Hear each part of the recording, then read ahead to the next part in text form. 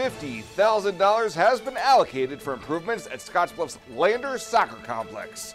KNEB.TV News starts right now. From your trusted source for news in western Nebraska and eastern Wyoming, this is KNEB.TV News. Presented by Platte Valley Companies, premier provider of financial services. Hello, I'm Ryan Murphy. This is KNEB.TV News, powered by Platte Valley Companies. Thanks for joining me. In our top story, Scottsbluff County will be chipping in to an effort to upgrade the Lander Soccer Complex, providing $50,000 from lodging tax receipts. A citizen-led group is working on a project that would add lighting, locker rooms, and restrooms to the facility. County Tourism Director Brenda Lacey told commissioners it's part of the effort to promote sports-related tourism in the region. That is just one more step to us really being able to be a part of that and to start showing up for these, to start bidding sports projects. But right now, WNCC does host games there. There will be some youth soccer over there, and then of course this high school tournament. The overall cost of the project is estimated at approximately $1.5 million and will happen in phases, the first of which includes the lighting at $300,000. Lacey said the Tourism Board told the group since they were first at the table to provide funding, they would approve a small initial figure and consider more as fundraising progresses, similar to how lodging tax receipts were used to help the 23 Club project. Well, Interim President John Marin and other WNCC officials sat down with Bridgeport residents Wednesday for the first of 12 listening sessions taking place through the spring. Marin explained the search for his successor will be heavily influenced by a new strategic plan that needs to be in place by January of next year. He told those on hand their input would have a significant role in updating that plan. One of the most important aspects of that is coming out and listening to our communities and finding out where we are as a college, what you see as the future for your communities, and how WNCC can help for that future.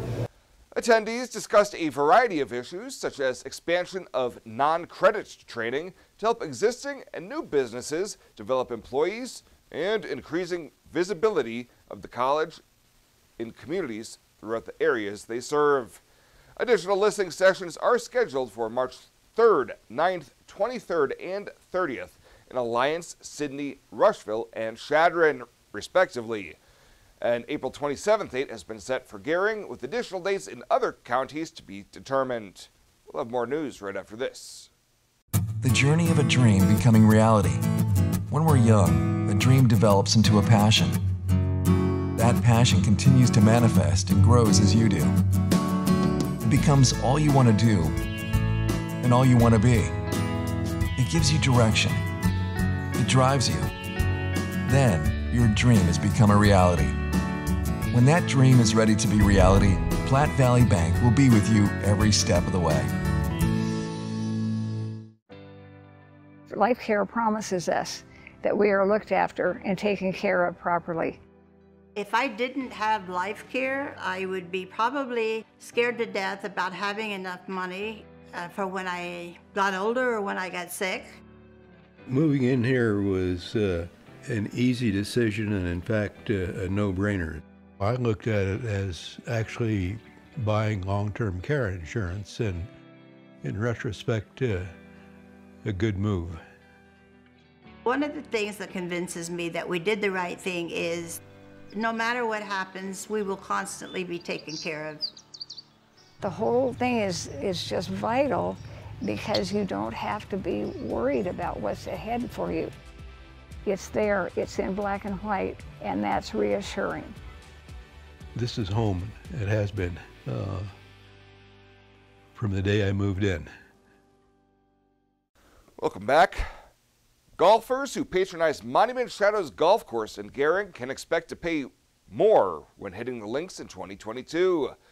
The Gering City Council approved a roughly 20% increase to golf, 15% increase on cart rentals, and a 3% increase on memberships. City staff says that the increases were necessary due to increased costs on their end, and the hikes will help them break even. The new rate increases are slated to go into effect on April 1st. Well, a bill that would allow marijuana for medicinal use in Nebraska while imposing tight restrictions is hitting a wall of opposition from both legalization advocates and opponents.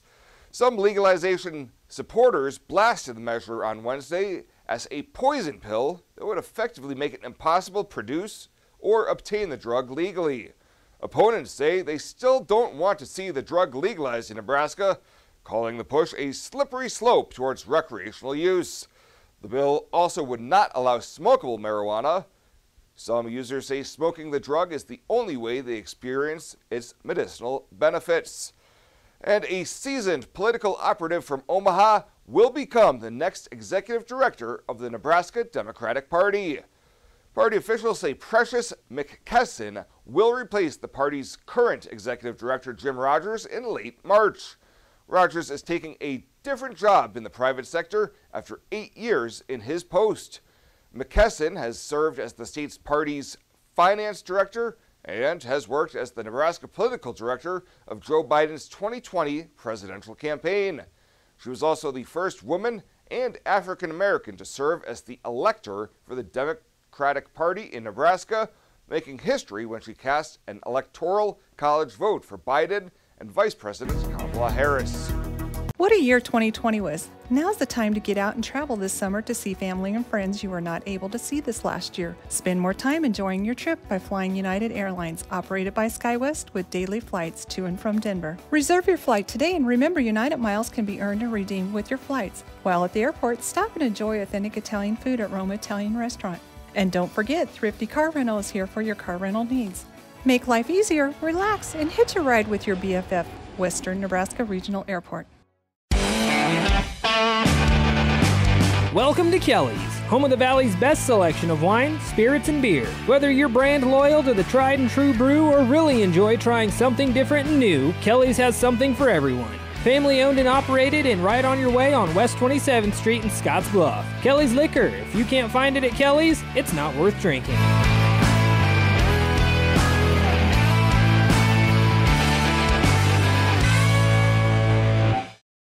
Logos in Gearing is the place to get all of your school spirit gear, personalized gifts, and promotional items for your business and employees and banners for any special event. Logos is also the only place to stop for custom screen printing or embroidery. You can even design it yourself on their interactive website. Stop into Logos today. They'll design it, print it, and have it to you in no time. There's no job too big or small for Logos. That's Logos in Gearing. I really like how our OB department takes our limited amount of doctors and turns it into a strength. Even though we only have a couple of people, you get to know them well over your entire pregnancy. We have 2 state-of-the-art labor rooms that are new with our last addition. We have a couple of very nice postpartum rooms also right here in the hospital so they can get as much time with mom and baby as possible. The Evergreen Credit Card by FNBO. Earn unlimited 2% cash back on every purchase. Every day. Everywhere. Never worry about expiring points or category restrictions. Plus, there's no annual fee. Only from the Great Big Small Bank. A bank ever ready for you to earn more, wherever life leads. Evergreen by FNBO.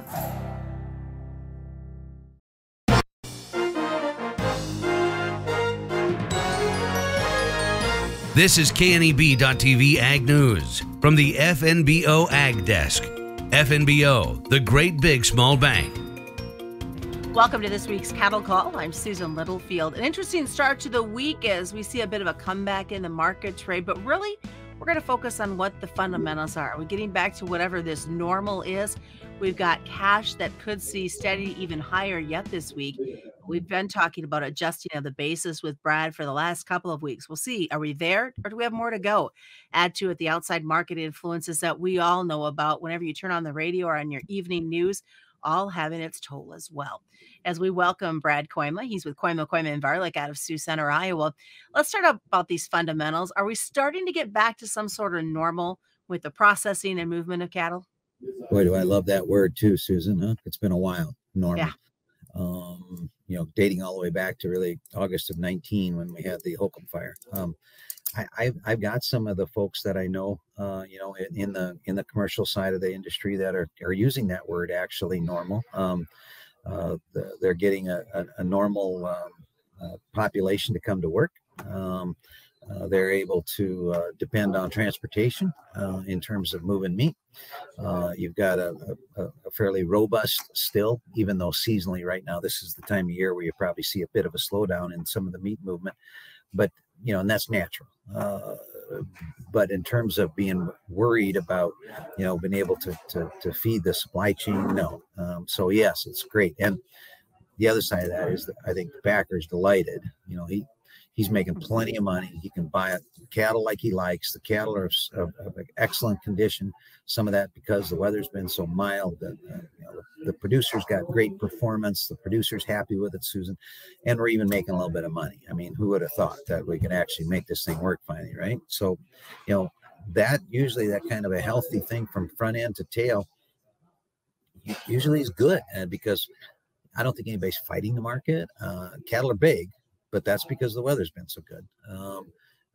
But we can't wait to sell them. They're making some money, and the Packers making plenty of money. So, I think the thing if it was just cattle news, and it's not, but if it was just cattle news, I think the market's set up pretty good this week and the weeks following.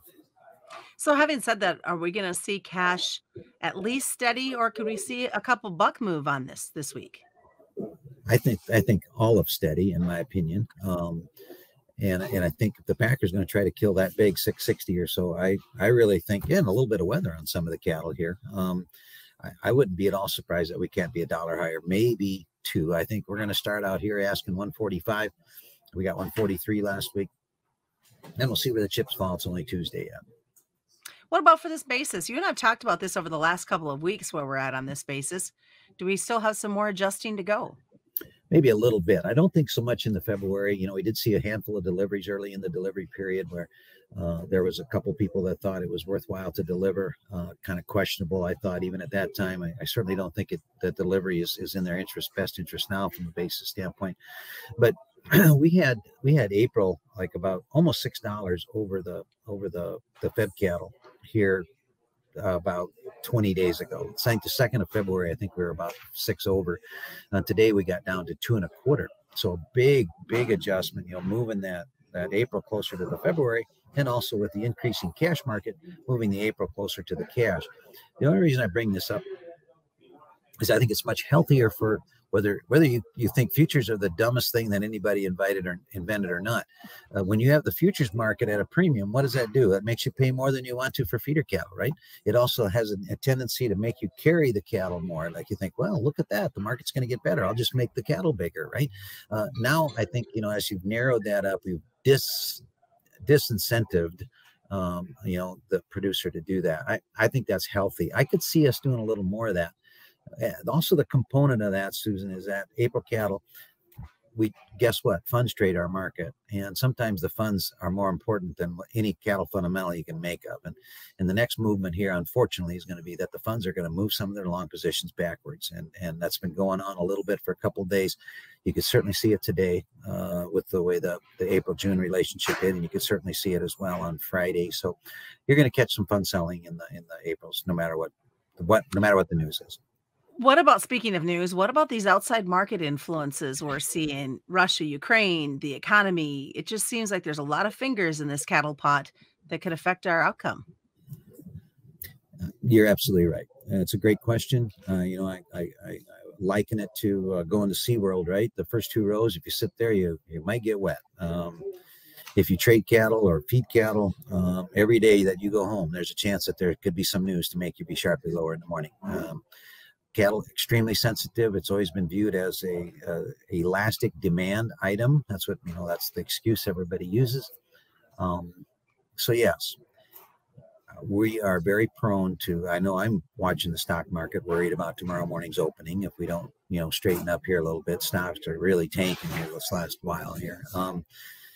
What the ramifications of this inflation, if that, certainly a lot of people thinking that, this is going to create recession to a certain degree, depending on how severe. And then you throw in the whole global economic geopolitical thing that's going on, that certainly is going to have impact on our economy and our confidence. Yeah, unfortunately, Susan, the old axiom is uncertainty is usually bearish cattle. And I don't want to be that guy. I don't want to be that negative guy here, Right. But I also don't want to be dumb about it either. Pay attention. These are big price levels. We haven't been here. We haven't had August cattle this high since 2014. Okay. So we got to be sensitive to the idea that risk management still is part of the market. All right. Lots of great things we looked at. Thanks so much for joining us this week, Brad. As always, we want to remind folks that commodity futures and options do involve a substantial risk of loss, are not suitable to all investors. And that's this week's Cattle Call on the Rural Radio Network. The Evergreen Credit Card by FNBO. Earn unlimited 2% cash back on every purchase. Every day. Everywhere. Never worry about expiring points or category restrictions. Plus, there's no annual fee. Only from the Great Big Small Bank, a bank ever ready for you to earn more, wherever life leads. Evergreen by FNBO.